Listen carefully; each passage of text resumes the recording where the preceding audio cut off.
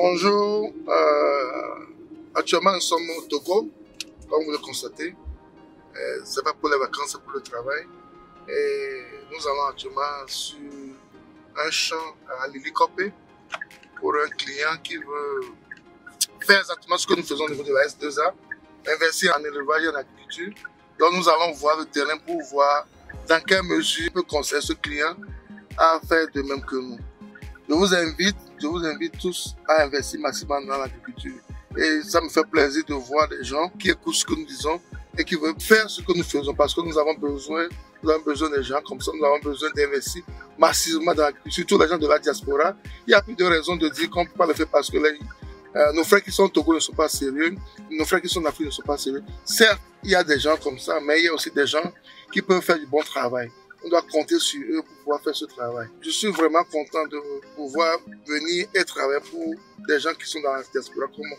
Ce frère, je tais son nom, il m'a contacté sur Facebook par rapport à ce que je fais et on a discuté. Et je lui ai dit que je rentrais au pays. Et il m'a dit, quand tu rentres, tu dois aller sur mon terrain, voir mon terrain et me donner tes avis par rapport à ce qu'il faut faire. Ça m'a vraiment fait plaisir parce que ça montre effectivement que ce que nous faisons, ça a de l'écho. Et les gens écoutent ce que nous faisons. Les gens prennent conscience de la chose parce que, je le dis toujours, je le répète, la guerre entre la Russie et l'Ukraine doit nous réveiller. La guerre entre la Russie et l'Ukraine doit nous réveiller. Cette guerre nous a permis de voir comment nous sommes dépendants de l'extérieur. Ça m'a fait très mal de dire que l'Afrique dépend de l'Ukraine, de la Russie pour pouvoir s'alimenter. Et ça ne doit pas être le cas. Ça ne doit pas être le cas. On doit tout faire pour sortir de ce cercle vicieux qui ne nous arrange pas, nous, en tant qu'Africains. Les bonnes terres cultivables se trouvent en Afrique. Et pourquoi l'Afrique va dépendre des autres pour se nourrir? Ce paradoxe, je n'arrive même pas à l'imaginer, à penser cela. Et des fois, j'ai l'impression que c'est nous, Africains, qui ne savons pas que nous avons des potentialités. Parce que la dernière fois, je suivais une émission où la Turquie veut acheter des terrains, beaucoup de terrains agricoles en Afrique pour pouvoir développer son agriculture. La Turquie veut le faire. La Chine le fait. L'Inde le fait. Les Européens le font. Les États-Unis le font. La Turquie veut rentrer dans ce jeu également. Et nous, Africains, on attend, on observe. On attend, on observe. Et demain, on va commencer par se plaindre. Demain, on va dire que les autres ont pris, alors qu'on a également les moyens de le faire. Nous avons les moyens de le faire, nous avons les moyens d'acheter des terrains. Nous avons des moyens d'acheter des terrains agricoles. Nous avons des moyens d'exploiter les terres agricoles. Et pourquoi on ne le fait pas? Parce qu'il y a un manque de volonté de notre part. Il y a un manque de volonté de notre part. Ça ne dépend pas des autorités. Et des fois on dit, oh, c'est les autorités. Non. Moi je pense que chacun doit faire sa part. Je le dis toujours, je le répète. Chacun doit faire sa part. Tu peux accuser ton papa et ta maman quand tu as 1 an, 2 ans, 3 ans, 4 ans, 5 ans, même 20 ans. C'est à cause de que tu n'as pas, c'est à cause de que tu n'as pas.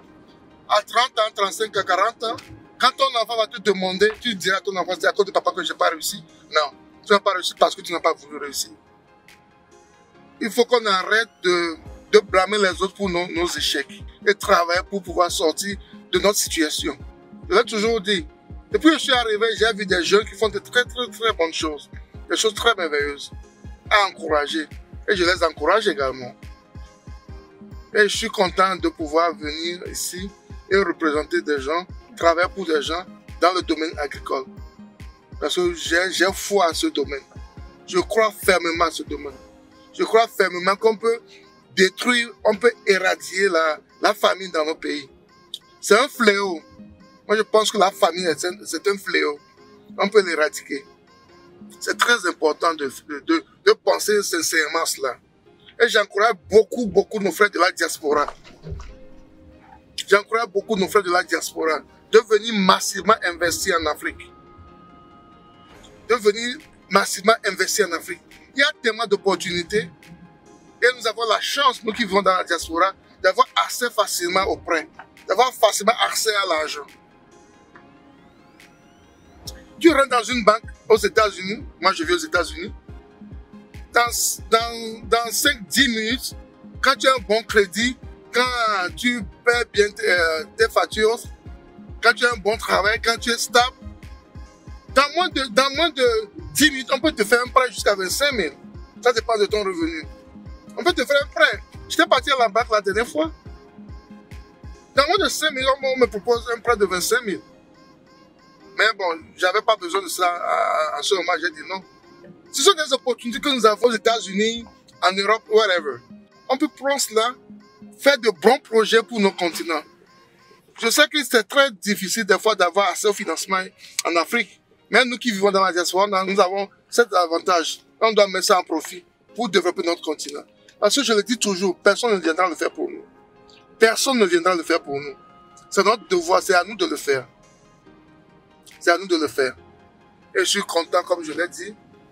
Actuellement, nous avons à Likopé, c'est à quelques kilomètres de Lomé, la capitale du Togo, pour voir le champ de cet ami et voir quelles possibilités d'investissement on peut lui proposer. Parce que ça aussi, c'est notre travail. C'est d'aider les gens à investir en agriculture, à investir en général, mais principalement en agriculture. En agriculture. Donc, il y a plus de raisons de dire qu'on a peur des frères qui sont au pays, que les frères qui sont au pays vont bouffer notre argent. Nous ne sommes pas au pays. Nous avons nos sociétés au pays. On peut travailler pour vous. On peut vous aider à investir en Afrique, spécialement au Togo. Moi, je suis togolais, j'ai investi plus au Togo. Donc, la balle dans votre camp. Si vous voulez vraiment investir en agriculture et en élevage, vous pouvez me contacter à tout moment et nous sommes disponibles. J'ai une équipe dynamique qui connaît son travail, qui peut vous aider à massivement investir en agriculture et en élevage. À la prochaine.